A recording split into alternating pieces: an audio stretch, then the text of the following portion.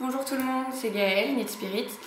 Je vous retrouve aujourd'hui pour mon deuxième épisode de mon podcast tricot-crochet. Je suis désolée par avance de ma voix qui est éraillée, mais j'étais un peu malade ces derniers temps, donc j'ai gardé ma voix un petit peu pourrie, mais c'est pas grave. Donc j'espère que vous êtes prêts. Je vais essayer de faire quelque chose d'un peu plus long que la dernière fois pour vous montrer ce que je rigole en ce moment.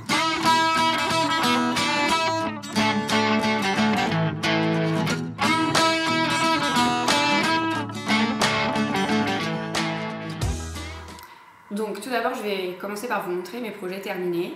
Comme vous le savez sans doute, j'essaye d'être le plus actif possible pour notre projet qu'on a avec Sophie et Zach pour le tricot pour les sans-abri, d'autant plus que la semaine, non pas la semaine prochaine mais celle d'après, le 27 février, ce sera notre dernière soirée où on va pouvoir récolter des choses pour les personnes qui sont dans la rue, puisque les maraudes s'arrêtent au mois de mars. Donc en parallèle de mes projets que je tricote pour moi ou pour mon entourage, j'ai essayé de faire des choses pour les sans-abri.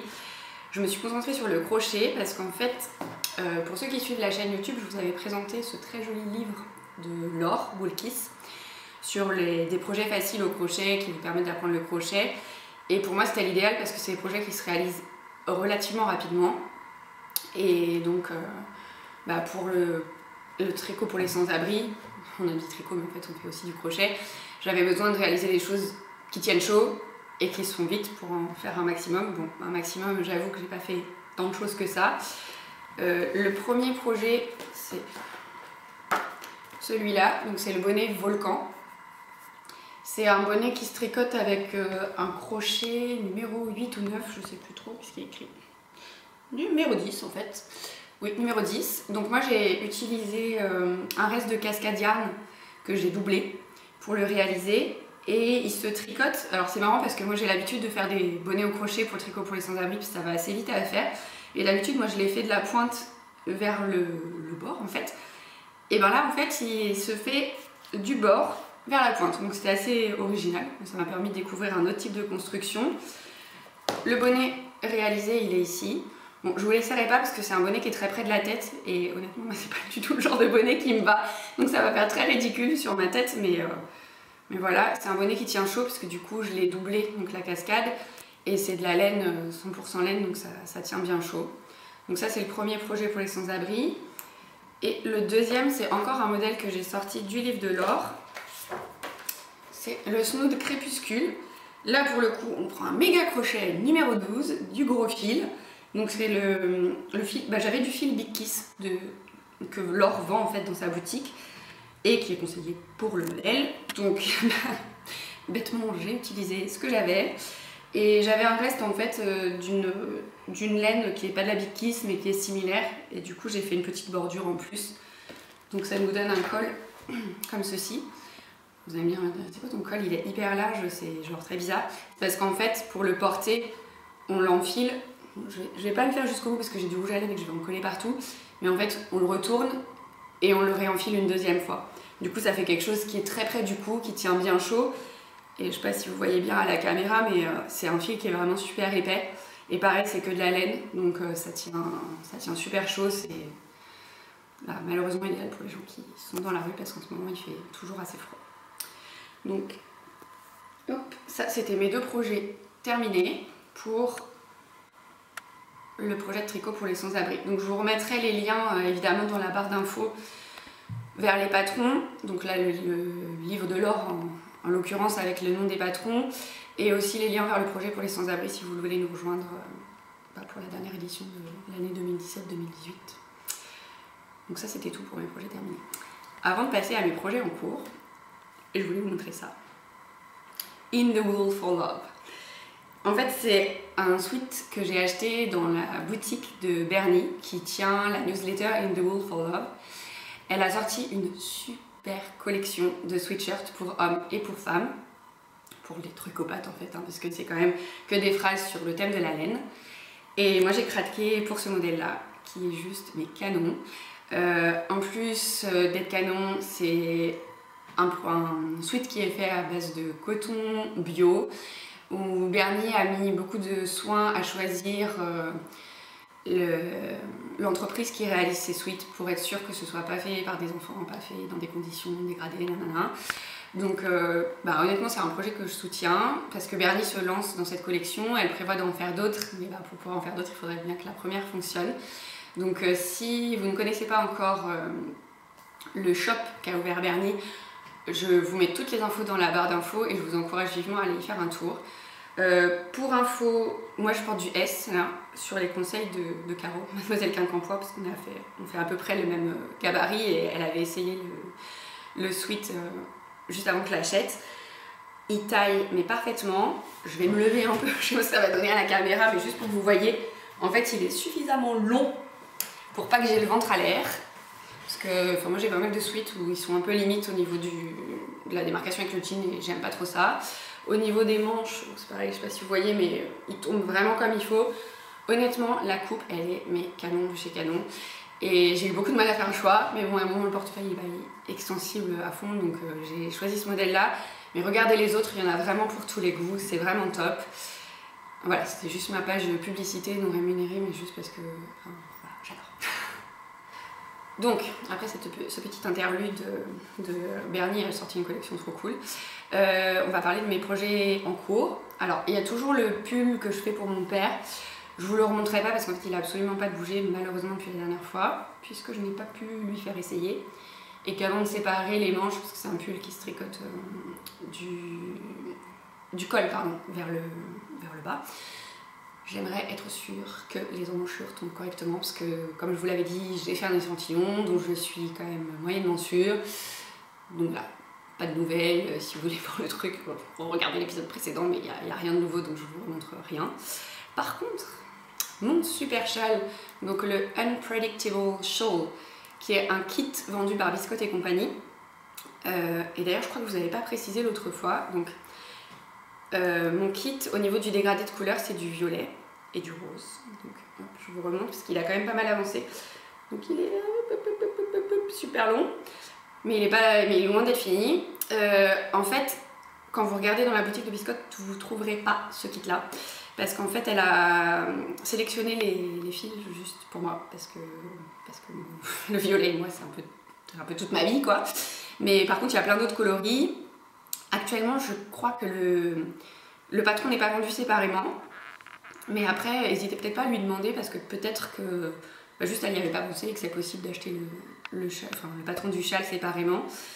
Pour rappel, pour ceux qui n'avaient pas suivi, en fait, donc, je ne sais pas si vous pouvez le voir, mais il y a les motifs, en fait, ils se succèdent de façon complètement aléatoire parce que c'est un patron qui se tricote avec un lancer de dés. C'est-à-dire que le patron, il y a 6 motifs différents qui sont décrits. On a 6 pelotes de laine, enfin 6 écheveaux qu'il faudra mettre en pelote différents. On a 2 dés.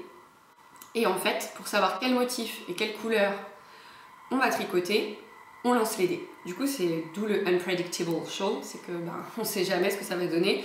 2 personnes qui ont les mêmes couleurs, et elles auront 2 châles qui seront complètement différents.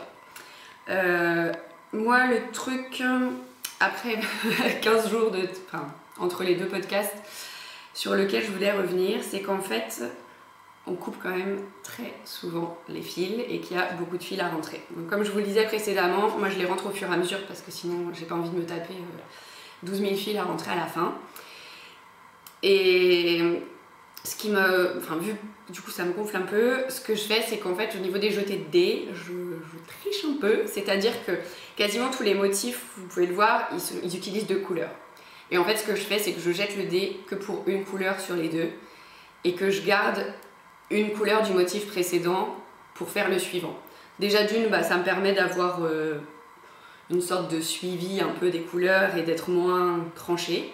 Après c'est très personnel, bon, on reste dans un camailleux donc au début je l'ai fait, c'était pas trop gênant, mais ce qui m'ennuie c'est que par exemple au début, je prends l'endroit, pour ces 2 motifs, en fait j'avais 2 laines, parce que j'ai 2 laines qui sont de coloris un peu écrus avec des petits points de couleur. C'était très proche et du coup je trouve qu'on voit pas bien le rendu. Donc j'avoue que quand je lance les dés, que le résultat ne convient pas, je bricole un peu. En plus là j'arrive sur des pelotes qui commencent à être assez petites Et donc j'essaye, pour une question d'homogénéité, d'utiliser celle où il reste le plus de fils pour avoir pas toute la même couleur à la fin et finir sur un châle qui sera, je sais pas, complètement rose ou complètement écru, parce qu'en plus j'ai 2 pelotes, comme je vous disais, qui sont similaires à celle-ci. Donc voilà. Après, j'adore toujours autant faire le châle parce que je trouve ça très sympa de jamais savoir quel motif je vais faire. Mais par contre, au niveau des jeux des fils et du dé, j'avoue que je triche un peu. On peut dire tricher ou j'arrange à ma sauce. Enfin, c'est vous qui voyez, vous mettez le terme que vous avez envie. Mais je pense que ça changera rien au résultat. C'est juste que moi, ça me permet de couper quand même moins souvent les fils parce que c'est quelque chose qui me gonfle. Après, mon autre seul regret que j'ai sur ce projet, c'est que c'est pas un projet transportable, par contre, pour le coup. Parce que justement, il y a cette histoire de dés, que les motifs, il y en a un qui fait 24 ans, mais la plupart des autres, ils en font 16, voire même 8 pour certains. Donc ça veut dire qu'on est quand même souvent acheté les dés, même si là, il y a des augmentations, et enfin, vous voyez, mon rang, il devient de plus en plus long, donc malgré tout, je jette moins souvent les dés. Enfin, c'est pas un projet à faire dans le métro, quoi. En tout cas, moi qui tricote pas mal dans les transports, c'est pas un projet à faire dans les transports, du coup c'est mon seul regret, mais bon, après on va pas en faire une affaire d'état, c'est pas très grave. Donc voilà, ça c'était pour mon projet en cours, puisqu'en fait l'autre, il est en attente que mon papa aille mieux, puisqu'il a la grippe, et que je puisse lui faire essayer son pull. Donc c'est tout pour les projets en cours, parce que j'essaye de me limiter à pas avoir 36 000 en cours, même si vous allez voir pour la suite. Je vous cache pas que j'ai vraiment très envie de commencer à tricoter la suite. Alors, pour terminer, au niveau des projets à suivre, des futurs projets, donc je vous l'avais montré l'autre jour, j'ai acheté à la fête de la laine à Felletin un écheveau de vilaine spécial pour les chaussettes. Et la dernière fois, je vous ai dit que oui, je voulais faire des chaussettes, mais je savais pas trop quoi avec.